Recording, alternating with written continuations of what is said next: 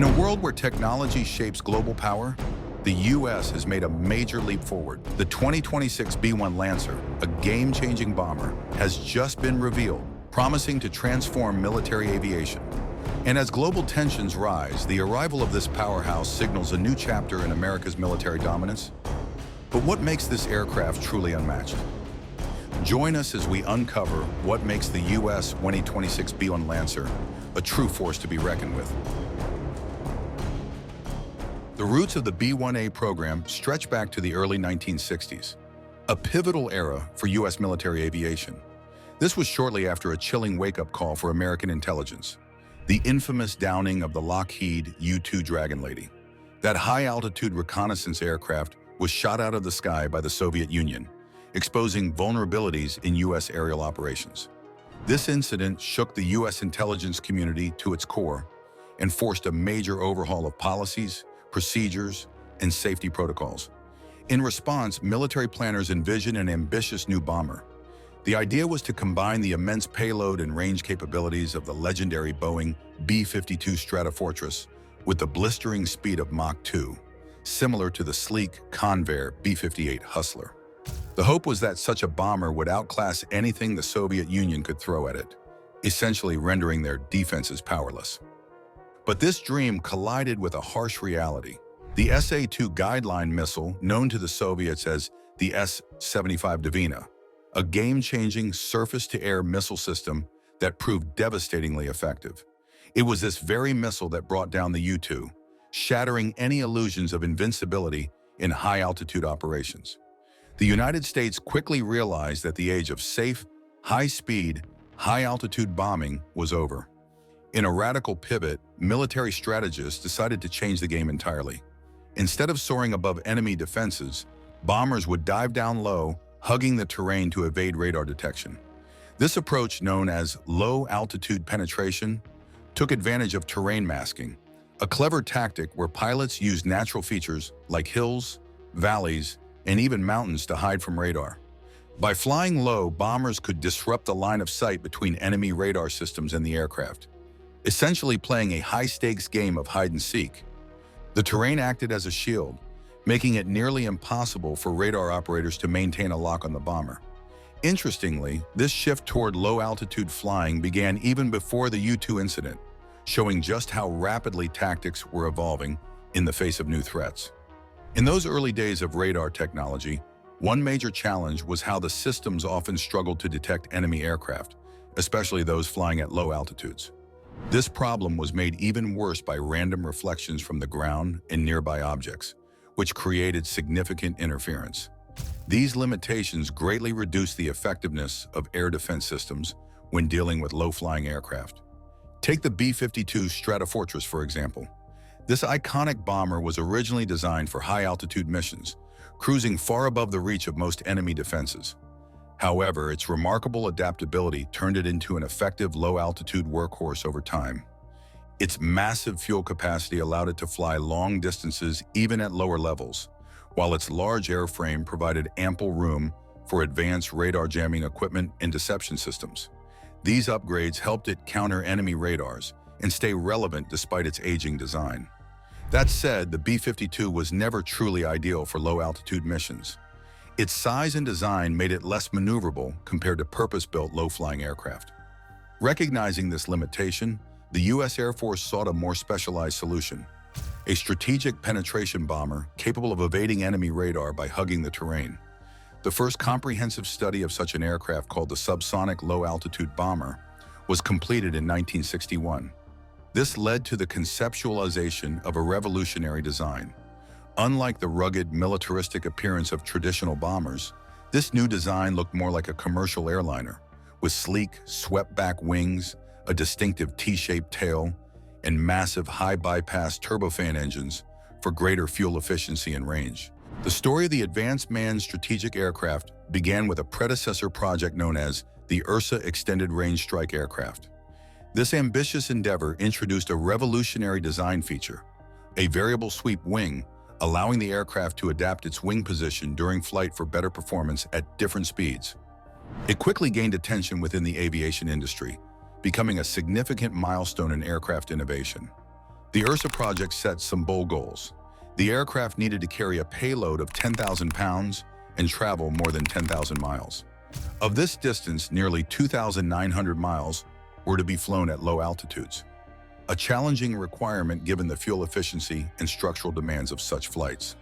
By 1963, all these ambitious ideas coalesced into what became the Advanced Manned Precision Strike System, or AMPS. This program sparked intense research and development efforts, with industry giants like Boeing, General Dynamics, and North American Aviation stepping up to the challenge. A year later, the U.S. Air Force revised its requirements, giving the concept a new name and broader ambitions: the Advanced Manned Strategic Aircraft. Unlike its predecessor, AMSA prioritized high-speed, high-altitude flight capabilities, aiming to compete with the likes of the Mach 2-capable F-111 aardvark bomber already in service. This change was driven by the need for a bomber that could operate effectively in both conventional and nuclear missions, potentially outmaneuvering emerging Soviet air defenses.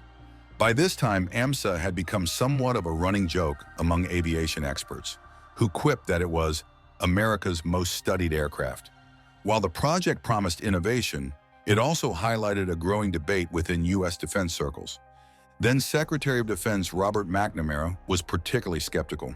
A staunch advocate of intercontinental ballistic missiles as the backbone of America's nuclear deterrence, McNamara argued that pouring resources into developing a costly new bomber was unnecessary.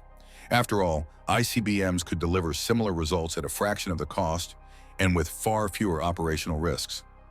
In 1964, the Advanced Manned Strategic Aircraft program took a significant turn when it was scaled back to focus solely on component research and development. This decision reflected broader debates about defense priorities during that era. By 1968, the program faced another setback when funding for the aircraft's development was vetoed yet again. However, everything changed when Richard Nixon became president. Shortly after taking office, Nixon reinstated the AMSA program as part of his administration's flexible response strategy. This approach was designed to provide a wide range of military options, steering away from the stark choice of launching an all-out nuclear war. Nixon's Secretary of Defense, Melvin Laird, took a closer look at the program. After a thorough review, he made some pivotal adjustments. One notable decision was reducing the number of FB-111 aircraft, which fell short of the range required for strategic missions. Instead, Laird pushed for accelerated research and development on the AMSA design, aiming to deliver a long-range bomber that could better meet the Air Force's needs. By 1969, after extensive discussions and debates, the program finally gained traction. It was officially named the B-1A project, signaling a fresh chapter in the Air Force's quest for a cutting-edge bomber. That same year, the Air Force invited aerospace giants, Boeing, General Dynamics, and North American Rockwell, to submit their proposals for what would become a new generation of strategic bombers. The process wasn't without its challenges. By 1971, after reviewing North American Rockwell's proposed designs, the Air Force identified 297 requests for design changes. These revisions range from addressing issues of non-compliance with technical specifications to making improvements that would simplify maintenance and enhance operational efficiency. Despite these hurdles, the program pressed on, laying the foundation for what would eventually become the iconic B-1 Lancer. One of the major challenges facing the B-1 bomber program in the 1970s was inflation, which drastically inflated costs. When the program was first conceived, the estimated cost of building one B-1 bomber was around $40 million in the 1970s. However, by 1975, that figure had skyrocketed to $70 million, nearly double the original estimate. This sharp increase in expenses prompted President Jimmy Carter to reevaluate the entire program. But it wasn't just the soaring costs that concerned him. Around the same time, President Carter learned about ongoing work on a groundbreaking stealth aircraft. The concept of a nearly undetectable bomber using advanced stealth technology seemed like a smarter investment to him compared to the continuing development of the B-1. On June 1977, Carter made a tough decision that he later described as one of the hardest of his presidency. He announced the cancellation of the B-1A bomber program. Instead of pouring more money into the B-1, his administration chose to focus on strengthening the U.S. nuclear deterrent through intercontinental ballistic missiles and submarine-launched ballistic missiles, which were seen as more cost-effective and strategically valuable at the time. Despite the secrecy surrounding the stealth bomber program, Carter's decision allowed for the continuation of the Advanced Technology Bomber Project. This highly classified program would later give rise to the iconic B-2 Spirit, a stealth bomber that revolutionized aerial warfare with its ability to penetrate deep into enemy territory undetected. Interestingly, even though the B-1A program was officially canceled, flight testing of the prototypes continued. By the time testing ended in April 1981, 4 B-1A prototypes had completed 70 test flights, logging a total of 378 flight hours. These tests provided valuable data that would prove useful when the program was eventually revived. When President Ronald Reagan took office in 1981, he faced a similar dilemma: whether he should restart the B-1 program to quickly enhance the U.S. bomber fleet, or he should wait for the ATB project to deliver a more advanced stealth bomber. By October 1981, President Ronald Reagan made a bold announcement. The U.S. would move forward with an order for 100 B-1 bombers to fulfill the critical long-range combat aircraft role. Just a few months later, in January 1982, the U.S. Air Force took the next big step, signing 2 contracts with Rockwell International worth a hefty $2.2 billion. These contracts kicked off the development and production of this cutting-edge fleet of bombers. But this wasn't just a revival of the earlier B-1A model. It was the dawn of a reimagined aircraft, the B-1B Lancer.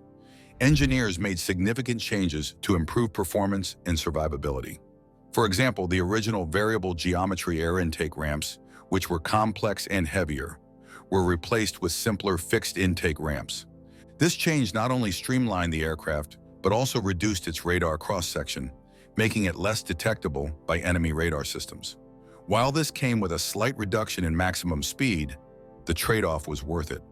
The redesign prioritized high subsonic speeds at low altitudes, a critical capability for evading detection and enemy fire during missions. The B-1B could now cruise at Mach 0.92 at low altitudes, an improvement over the B-1A's Mach 0.85. For operations at higher altitudes, its top speed reached Mach 1.25, slightly below the supersonic capabilities of its predecessor, but still impressive for a strategic bomber. Another critical enhancement was its maximum takeoff weight, which jumped from 395,000 pounds in the B-1A to a staggering 477,000 pounds in the B-1B. This upgrade allowed the aircraft to take off fully loaded with internal fuel and still carry additional external weapons if needed. This made the B-1B not just a stealthier bomber, but also a far more versatile and capable one, perfectly suited to handle Cold War-era threats. Due to the dedicated work of Rockwell engineers, the B-1 bomber's weight increase was kept to a minimum, despite major upgrades and design changes. One key factor was the growing concern about the Soviet Union's introduction of the MiG-31, which was equipped with the advanced Zaslon radar system, along with other aircraft capable of look-down capabilities. To counter these threats, the B-1's electronic warfare suite underwent a significant modernization, improving its ability to avoid detection and jamming. The B-1's impressive appearance of the aircraft features a mixed-wing configuration, with a variable sweep wing that can adjust from 15 to 67.5 degrees. This gives it great versatility, allowing it to perform at both high and low speeds with excellent maneuverability. The B-1 also boasts unique triangular motion control keels and a distinctive crosstail design. Underneath the sleek exterior, the bomber is powered by 4 General Electric F101GE102 turbofan engines. Each engine is capable of producing 17,390 pounds of thrust, with afterburners providing an impressive 3,780 additional pounds of thrust for rapid acceleration. In 2004, during discussions about the B-1B to B-1R upgrade, there were plans to replace these engines with the more modern Pratt & Whitney F119 engines, similar to those used in the F-22 Raptor. While the idea was floated by Lockheed Martin, it never progressed to the implementation stage. The survival of the B-1 bomber, especially when compared to its contemporaries in the aviation world, can largely be credited to its relatively low radar signature, or effective dispersion area. While it's far from being a stealth aircraft like the B-2 Spirit, The B-1's design cleverly incorporates features that reduce its radar visibility. For instance, it boasts serpentine-shaped air intakes that help minimize radar reflections and extensive use of radar-absorbing materials on its fuselage. These innovations give the B-1 an ESR that is approximately 1/50 of that of the B-52, even though both aircraft are roughly the same size. To put it simply, the B-1's radar signature is closer to that of a smaller, less detectable aircraft, though it doesn't fully qualify as stealth. Dubbed the Bone, the B-1B Lancer was a formidable threat during its heyday, especially to the Soviet Union. With a staggering range of over 3,400 miles without needing refueling, the bomber could extend its reach indefinitely thanks to its in-flight refueling capability. Its payload capacity was equally impressive, capable of carrying up to 125,000 pounds of bombs, including nuclear warheads. This meant the B-1B could deliver devastating strikes anywhere on the planet with speed and precision. However, timing was not on the B-1 side. When it officially entered service in the late 1980s, the Cold War was winding down, and the collapse of the Soviet Union soon after left the bomber without its primary mission. By 1992, the dissolution of the Strategic Air Command led to the removal of the B-1's nuclear capabilities. From that point onward, the fleet was repurposed exclusively for conventional missions. But the B-1 wasn't destined to fade into irrelevance. The integration of advanced technologies, such as Lockheed Martin's Sniper Advanced Targeting Pod, gave the aircraft a second life. This upgrade allowed the B-1 to deliver precision strikes with modern smart munitions, effectively transforming it into a critical component of 21st century warfare. When the B-1B Lancer bomber made its debut in Operation Desert Fox in Iraq back in 1998, it showcased its effectiveness with what some called a dumb bomb. Despite being a relatively simple weapon, the B-1B's ability to deliver it with remarkable accuracy completely redefined its role on the battlefield. Originally designed as a Cold War-era strategic bomber, it got a fresh lease on life as a versatile close-air support aircraft, proving to be an unexpected hero in the rugged and expansive terrains of Iraq and Syria. The B-1 Lancer has played a critical role in several major military operations, including Operation Allied Force in Kosovo, Operation Enduring Freedom in Afghanistan, and the 2003 invasion of Iraq. Known for its versatility, the B-1 has delivered a wide array of conventional weapons in combat zones, with the 2,000-pound GBU-31 JDAM standing out as one of its most frequently deployed munitions. During the early stages of Operation Enduring Freedom, the B-1 demonstrated its significant contribution to aerial warfare. In just the first 6 months, a fleet of 8 B-1s dropped nearly 40% of all aerial bombs used in the campaign, including an impressive 3,900 JDAMs. These precision-guided munitions were also pivotal in Iraq, where, on April 7, 2003, B-1 bombers participated in a high-profile mission to target Saddam Hussein and his 2 sons, though the attempt was ultimately unsuccessful. The B-1's reliability improved notably during its service in Afghanistan, achieving a mission-capable rate of 79%, a significant milestone given the demanding operational environment. Originally, 100 B-1Bs were built, but by year 2000, 93 remained, with the others lost to accidents. In 2001, the Pentagon proposed placing about 1/3 of the fleet in storage as part of a cost-saving measure. This sparked intense opposition from U.S. Air National Guard officers and members of Congress, leading to the drafting of an amendment to block the cuts. The proposal was aimed at reallocating funds to modernize the remaining aircraft, focusing on upgrades like advanced computer systems to maintain the bomber's cutting-edge capabilities. In 2003, the U.S. Air Force made a strategic decision to retire 33 of its B-1B Lancer bombers, focusing its resources on keeping the rest of the fleet in top operational condition. This move followed the removal of B-1B from the Air National Guard's 2 bomb wings, allowing the military to allocate its budget more efficiently. However, the following year brought a shift in priorities. A new appropriation bill called for some of these retired aircraft to be reactivated. As a result, 7 B-1Bs were pulled out of storage, bringing the fleet back up to 67 aircraft. By July 2007, the B-1B had taken on a vital new role.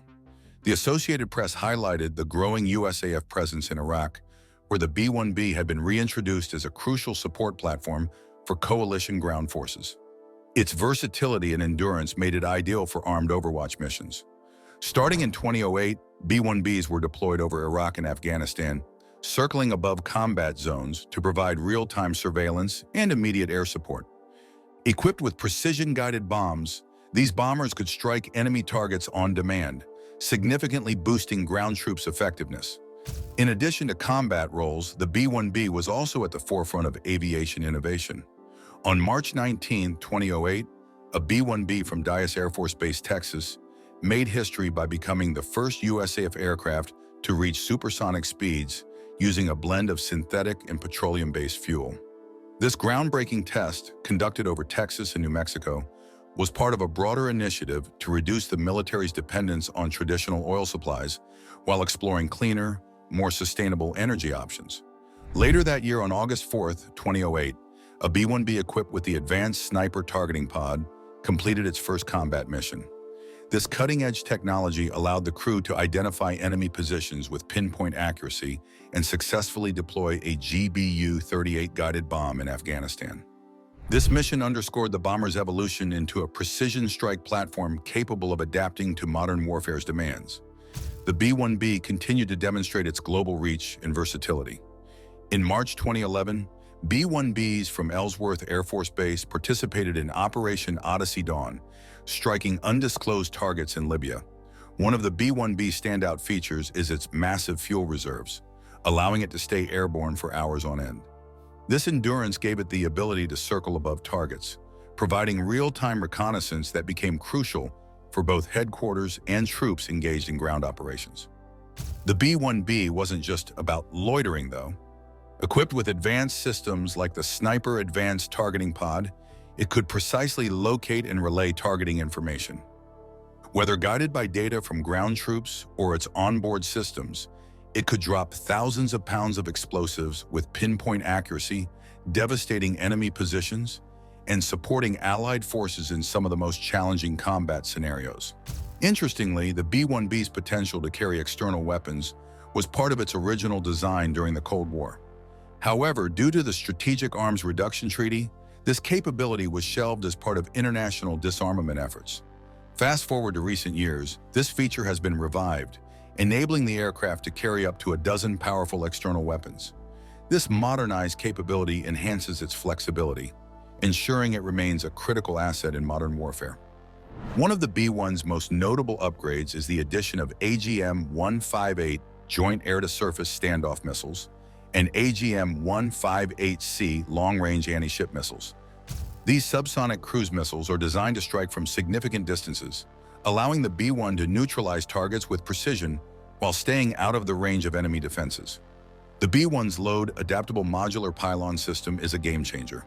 It enables the aircraft to carry an impressive total of 36 cruise missiles, 12 on its external pylons, and up to 24 more inside its internal bomb bays.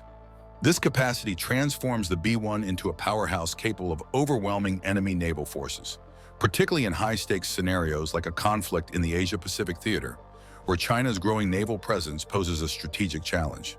The B-1 is also gearing up to carry hypersonic weapons, which are currently under active development. Hypersonic missiles, such as the Hypersonic Attack Cruise Missiles, boast remarkable capabilities, including operational ranges of approximately 1,000 miles and mind-boggling speeds of up to Mach 8, 8 times the speed of sound. These missiles are so advanced that they can outpace most existing defense systems, making them nearly impossible to intercept. What makes the B-1 particularly unique is its ability to carry up to 12 hypersonic missiles externally, a feature that significantly boosts its firepower. This combination of advanced cruise and hypersonic missiles positions the B-1 Lancer as a crucial asset in any future military campaign, especially in deterring or countering threats from the People's Republic of China in the increasingly contested waters of the Asia-Pacific region. Originally, this list also included the AGM-138A Air-Launched Rapid Response Weapon, a key component of the Aero Hypersonic Missiles program. However, the U.S. Air Force canceled the development of these hypersonic missiles on March 2023 due to a combination of budget constraints and shifting priorities. Despite the cancellation, the U.S. Air Force still has a remarkable and potent conventional weapon system in its arsenal. If the Air Force manages to equip its remaining 45 B-1 Lancer bombers with the necessary missiles and secure sufficient government funding, it will wield one of the most powerful conventional weapons combinations ever seen. Just 5 B-1 Lancer bombers, crewed by only 15 people, can destroy 6 warships with a combined crew of more than 3,000 sailors. This is an extraordinary efficiency ratio, one that rivals even nuclear weapons in its destructive potential. The B-1 is capable of carrying a wide range of conventional bombs and missiles, including precision-guided munitions, which can be launched from great distances. The B-1's massive payload capacity and ability to fly at high speeds make it a key component of America's airstrike capabilities. And while this kind of power is formidable, it's important to note that even the most advanced aircraft, like the B-1, will eventually need to be replaced. In 2032, the Pentagon plans to begin gradually replacing the B-1 with the cutting-edge B-21 Raider stealth bomber produced by Northrop Grumman. The B-21 is designed with stealth features that allow it to penetrate even the most sophisticated enemy air defense systems. It's intended to be more efficient, cost-effective, and adaptable to future technological needs. Despite this, there's a strong belief among military analysts that the B-1 Lancer could remain relevant far beyond its expected retirement date. With additional upgrades to its avionics, weapon systems, and engine performance, it could continue to perform critical roles in the U.S. Air Force's missions until at least 2040. The B-1's ability to carry 75,000 pounds of bombs and missiles, more than any other U.S. bomber, is one of the reasons it remains so valuable.